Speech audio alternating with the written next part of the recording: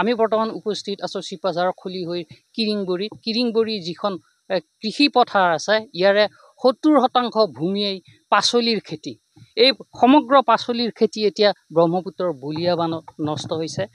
হতাশাত ভুগিছে এক প্ৰকাৰ ইয়াৰ কৃষকসকল। তেওঁলোকে মূৰে কপালে হাত দিছে। এনেদৰে এই বিশাল খেতি পথাৰখনৰ বিশাল আকাৰৰ তেওঁলোকৰ যিসমূহ পাচলিৰ হেদালি আছিল, ইয়াতে লাও, জিকা, ভোল, নেচেৰাৰ খেতি, এই সকলো এনেদৰে মৰহি গৈছে। তেওঁলোকৰ মোৰ সহযোগে দেখুৱাইছে তেওঁলোকৰ হাতে হাতে এই জিকা, ভোল এতিয়া লেৰেলি শুকাই গৈছে। কিমান দিন থাকিল আপোনালোকৰ এই খেতি? এতিয়া বৰ্তমান আপোনাৰ 10-15 দিন হৈ গ'ল। ইয়াতে পানী শুকোৱা নাই। যেতিয়াৰ পৰা পানী উঠিছে তেতিয়াৰ পৰা এতিয়ালৈকে পানী যোৱাই নাই। আপুনি চাঙৰ তলত গোটাই পানীয়ে পানী। আপুনি চাংখিনি গোটাই বুৰ গৈছিলে। ইয়াতে 2.5 বিঘা মাটি মই চব্জি খেতি কৰিছিলোঁ। যেতিয়া চপাবলৈ হৈছিলে, চব্জিখিনি উঠাবলৈ হৈছিলে, তেতিয়াই পানীখিনি আহি ফালে বুৰ গৈছে। আমাৰ 24 ঘণ্টাত গোটাই পানী হৈ গৈছিলে, গোটাই বানে বুৰ গৈছিলে, চাং তল গৈছিল। আৰু এতিয়া আমাৰ কোনো ধৰণৰ আমাৰ উপায় নাই। আমাৰ যিখিনি আমাৰ শস্যখিনি গোটেইখিনি গ'ল। এতিয়া আমি চৰকাৰৰ লগত এইটোৱে আবেদন কৰোঁ যে আমাক কিবা নহয় কিবা এটা উপায় দিয়ে যেন। আৰু খেতি আছিল এই অঞ্চলটোত এনেকুৱা কমচে কম 50-60 বিঘামান চব্জি খেতি আছিলে। চবেই অলপ চলপ কৰিছে। কিছুমান 1 বিঘা, কিছুমান 2 বিঘা, আধা বিঘা, এনেকৈ কম বেছি চব পৰিমাণে খেতি কৰিছে। কিন্তু চবৰে এতিয়া পানীৰ তলত। এতিয়া বৰ্তমানো পানী এৰি দিয়া নাই।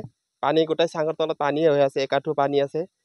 আৰু আপুনি কিমান বিঘা কৰিছিল? মই 2.5 বিঘা চব্জি খেতি কৰিছিলোঁ। মই একদম মোৰ জিকা আছিল, ভোল আছিল, তিয়হ, লেচেৰা, তিতা কেৰেলা, কোমোৰা, ভেন্দিখিনি বৰ্তমান মৰা নাই যদিও লাগন নাই একদম। মানে এতিয়া হয়তো পানী শুকোৱাৰ খৰচ মোটামুটি 70-80 হাজাৰ মান খৰচ হৈছে। কিন্তু মই এতিয়া বৰ্তমানলৈকে 15-20 হাজাৰ কিবা এটা পাইছোঁ। বাকীখিনি এতিয়া ধৰক কোনো ধৰণৰ। আন এগৰাকী কৃষক আছে, আপোনাৰ খেতিৰ দ্বাৰা নিশ্চয় নষ্ট হৈ গৈছে। হয়, নমস্কাৰ। নিশ্চয় নষ্ট হৈছে। এবাৰ আমাৰ বানপীড়িত অঞ্চল যদিও অতি অভাৱনীয় বান পৰিস্থিতি এবাৰ দেখিবলৈ পোৱা গৈছে। 24 ঘণ্টাৰ ভিতৰত সম্পূৰ্ণ আমাৰ খেতি পথাৰ পানীৰ তলত দেখিবলৈ পাইছে। আপোনালোকে এই চাঙৰ ওপৰত, অকল খেতি পথাৰটো নহয়, চাঙৰ ওপৰত পানী পাইছে।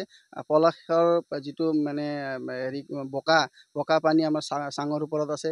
আমাৰ অকল চব্জি খেতিয়ে নহয়, মাকৈ, বড়ো ধান, বিভিন্ন খেতি অনিষ্ট হৈছে।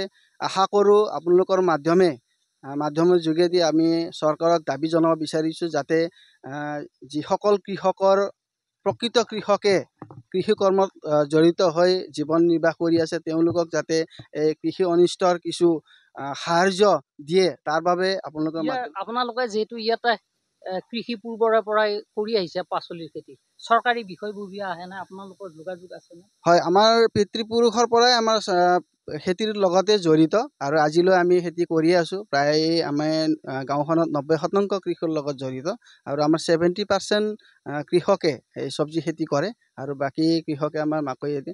তেনেকুৱা চব্জি বা কোনো ধৰণৰ কৃষকে বিভাগৰ পৰা কিছু বীজ দিয়ে যদিও এনেধৰণৰ কিছু অনিষ্ট হোৱাৰ পিছত কোনো ধৰণৰ সাহাৰ্য আমি পোৱা দেখা নাই আৰু পোৱাও নাই।